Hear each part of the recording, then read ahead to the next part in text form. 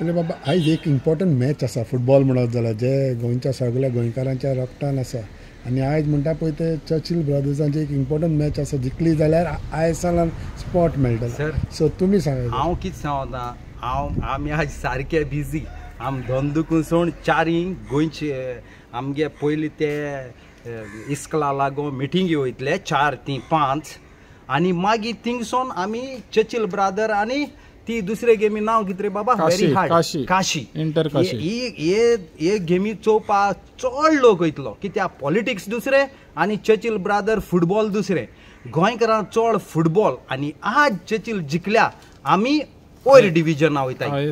ISL वयताय आनी आज ground pack जातो तो जातलोच आनी आम गोंयचे